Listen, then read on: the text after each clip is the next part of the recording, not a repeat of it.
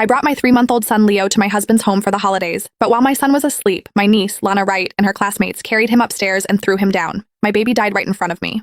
I lost my mind. I scooped him up and tried to rush him to the hospital, but it was already too late. He was gone before we ever made it there. Because my niece was still a minor, she barely faced any consequences. The court ordered her family to pay $800,000 in compensation, but my sister-in-law, Ariel Stone, wailed and screamed, accusing me of trying to drive them to their deaths. I cried until I felt like my heart had been torn apart. All I wanted was justice. But my husband, David Wright, and mother-in-law, Karen Bailey, only scolded me. Lana is just a child too. Are you really going to destroy her life just because your son died? I never got my revenge. In the end, grief and hatred hollowed me out.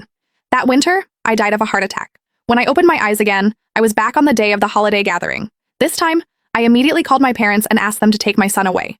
But even then, my niece still threw a baby from upstairs. I had just sent my son away and stepped into my mother-in-law's courtyard when a loud crash exploded beside my ears. Bang!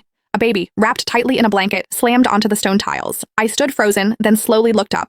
On the second floor, my niece shot me a defiant look before turning and running away. My husband and mother-in-law rushed out after hearing the noise. The moment my mother-in-law saw what had happened, she screamed. Her legs nearly gave out beneath her. My husband walked over shakily and glanced at the baby. "Nina," he said, his voice trembling. The baby isn't breathing." I didn't even dare to look. I turned and charged straight up to the second floor. My niece had locked herself inside her room.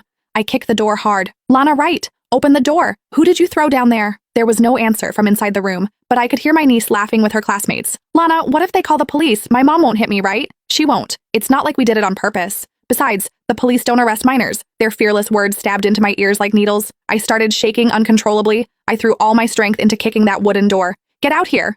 Do you even understand what you just did? This is murder." My husband, who had come up a step too late, quickly grabbed me. His eyes were red as he said, "Nina, calm down. Don't scare them." I stared at him with hatred in my eyes. He had been exactly like this in my last life too. Our son had died, and he was still worried I might scare his niece. My mother-in-law wiped her tears and said, "Lana went a little too far this time, but Nina, don't push it too much. Leo was only 3 months old. He's gone, and that's that. You two can try again and have another baby." I went completely still. It took me a few seconds to realize what she meant. They thought the dead baby was my son, but I had just handed my son over to my parents. So who was the tiny body lying downstairs?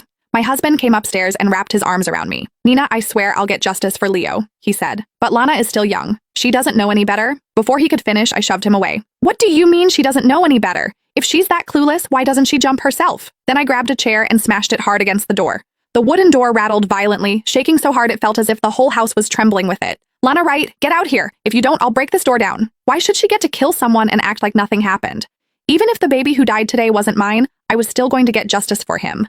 When she saw how hard I was smashing the door, my niece shouted from inside, "Stop! If you keep hitting it, I'll jump." I was panting from the effort.